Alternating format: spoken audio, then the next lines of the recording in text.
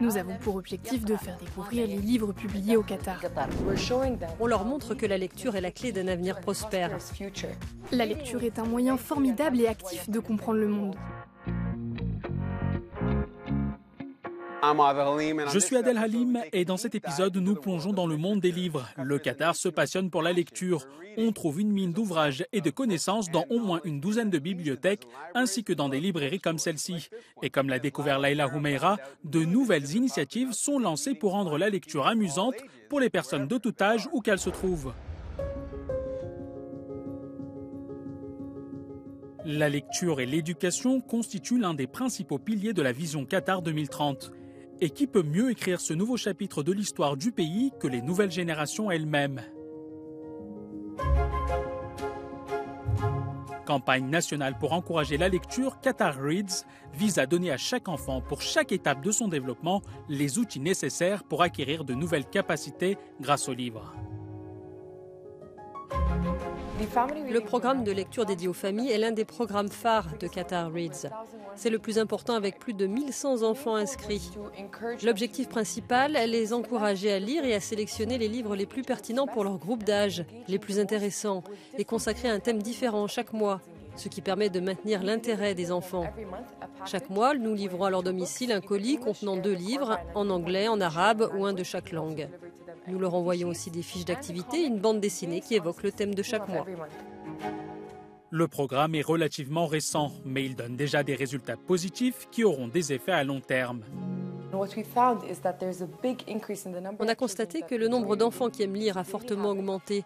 C'est une habitude quotidienne. D'ailleurs, la lecture est également devenue une activité familiale où les parents et leurs frères et sœurs sont impliqués. Ainsi, on n'implique pas uniquement les enfants, mais toute la communauté. Et on leur montre que la lecture est la clé et l'arme d'un avenir prospère.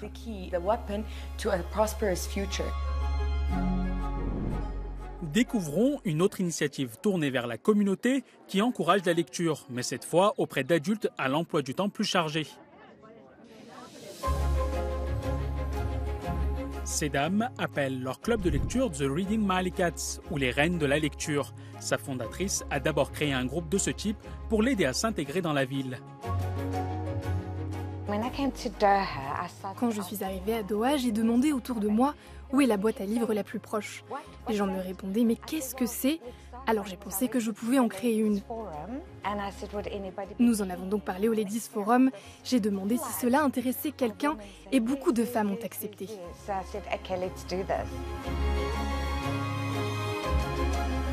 Liées par leur amour des livres, les Reading Malikats se réunissent une fois par mois pour partager leurs réflexions sur un livre qu'elles ont choisi ensemble.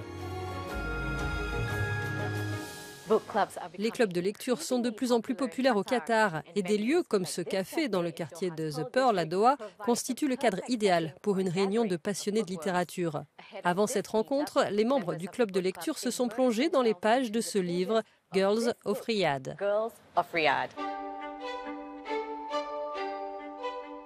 Alors mesdames, qu'avez-vous pensé de ce livre ? Je pense qu'on peut toutes s'accorder pour dire que Girl of Riyadh est notre livre préféré. Et c'est grâce à des livres très divers que les membres peuvent élargir leur champ de lecture et explorer des mondes qu'elles ne découvriraient pas habituellement. Dans la société actuelle, les gens ont tendance à lire davantage sur les réseaux sociaux que de vrais livres.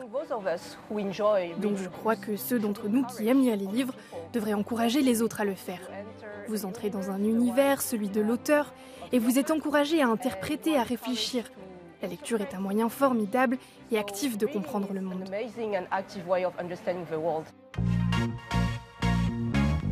Ces œuvres pourraient être discutées dans un club de lecture. Koumam El Mahadid est la première femme écrivain de fantasy en langue anglaise au Qatar. J'ai récemment évoqué avec elle les mondes magiques qu'elle invente. Une démarche qui l'aide à faire face à ses propres difficultés. Time passed. I didn't know how long. It felt like forever. But I bet it was mere minutes. The candles spread around the rooms were dying down. So I pulled myself up and walked around the chamber, reviving them with magic. Koumam, vous parlez très ouvertement de votre dépression. Votre premier roman, La Rose perdue, traite de ce sujet. Comment avez-vous fait pour vous sortir de cette situation difficile ? Eh bien d'abord, je devais extérioriser cette histoire, cela m'a fait du bien de l'écrire. Mais ensuite, j'ai eu peur. Je me disais, les gens vont savoir tout ce que j'ai en tête. Mais finalement, je me suis dit, je dois me livrer, faire connaître mon histoire, je vais aider les gens. Car le fait de me rendre compte que j'étais atteinte de dépression m'a vraiment aidée et a changé ma vie parce que je savais que quelque chose n'allait pas et je voulais résoudre le problème. Savoir, c'est pouvoir. Vous avez dit que les mondes magiques que vous créez vous donnent le courage d'affronter vos démons. Expliquez-nous ça. Parce que quand vous êtes dans l'imaginaire, par exemple, quand vous êtes face à votre dépression, vous imaginez que c'est une créature comme un chat, vous lui parlez, vous la comprenez. Vous l'humanisez en quelque sorte, donc c'est plus facile de gérer les choses. C'est toujours l'inconnu qui effraie les gens. Donc pour moi, c'est une chose avec laquelle j'ai vécu. C'est la même chose avec les livres comme Harry Potter ou Le Seigneur des Anneaux. J'ai découvert que ce sont de véritables outils. Et donc, pourquoi je ne pourrais pas, avec mon histoire, donner ce genre d'outils aux gens ? Et l'un des moments préférés dans ma carrière, c'est quand l'une de mes lectrices adolescentes est venue vers moi pour me dire que je l'avais aidée face à la dépression. C'est justement ce que je veux. C'est mon objectif. Vous dites que l'écriture vous permet de rechercher de meilleures ressources. Comment les problèmes de santé mentale peuvent-ils être mieux traités dans cette région ? Je pense que ça a beaucoup changé depuis l'époque où j'étais à l'université en 2008-2009. En réalité, plus vous en savez, mieux vous vous sentez. Par exemple, si vous avez la grippe et que vous ne savez pas qu'il s'agit du Covid-19 ou du H1N1 ou une simple grippe saisonnière, vous ne saurez pas comment vous soigner. C'est la même chose avec les problèmes psychologiques. Plus nous les normalisons, plus nous nous disons que ce n'est pas grave, que tout le monde peut en souffrir, plus nous aurons des chances d'obtenir de l'aide. Lorsque vous avez décidé de publier vos histoires, vous aviez des doutes. Vous aviez peur de dévoiler vos pensées et votre cœur et d'être jugé. Avez-vous encore des doutes et comment votre travail a-t-il été reçu ? Je m'en souviens, j'avais tellement peur. C'était une semaine avant la sortie de mon premier roman et je me disais que les gens n'aimeraient peut-être pas que j'écrive sur l'univers médiéval fantastique européen. Il y a aussi le fait que j'écrive en anglais. C'est un tout nouveau genre ici à Doha. Alors oui, je redoutais les jugements. Mais au moment où le livre est sorti, la plupart de mes lecteurs, des jeunes adultes et des adolescents, ont beaucoup apprécié. Et j'étais très heureuse. Et certains d'entre eux m'ont même dit « Vous nous avez ouvert la porte pour écrire des livres de ce genre.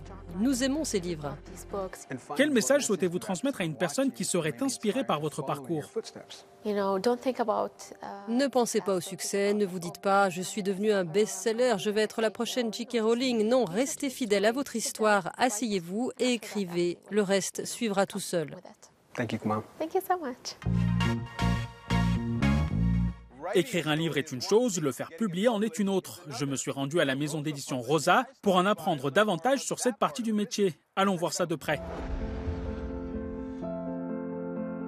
En 2013, Dr Aïcha Jassim Al-Kouari était une autrice à la recherche d'un éditeur qatari. Aujourd'hui, c'est elle qui édite les auteurs locaux.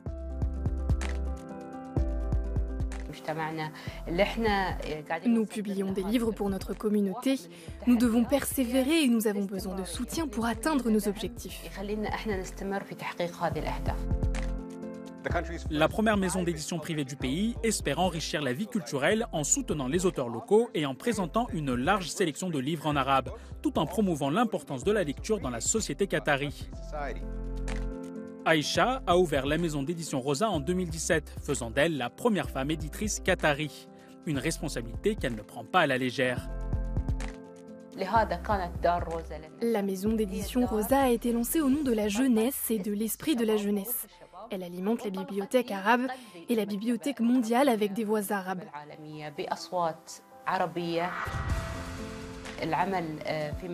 Travailler dans le domaine de l'édition est très difficile, mais nous continuons. Notre objectif est que le monde lise ce qui est écrit au Qatar.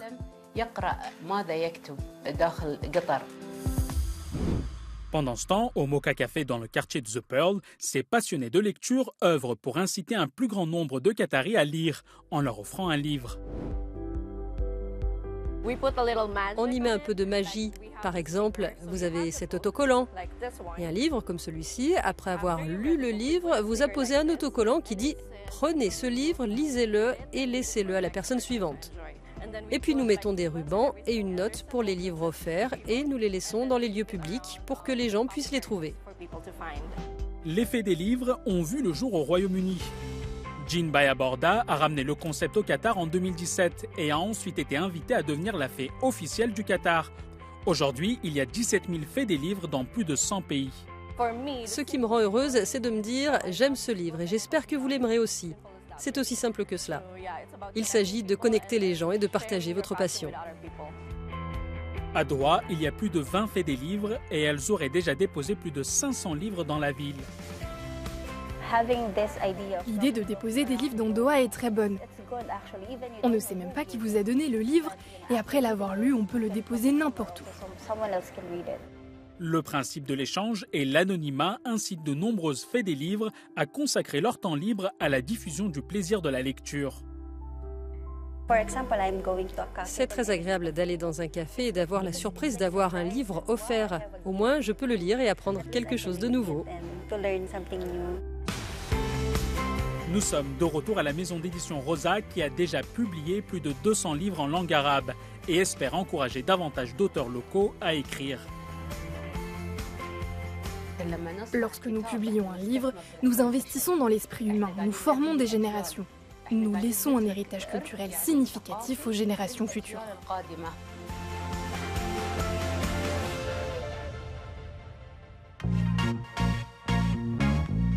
Nous avons eu le plaisir d'en apprendre davantage sur les initiatives communautaires qui ont toutes pour but d'encourager les gens de tout âge à lire. C'est la fin de cet épisode de Qatar 365.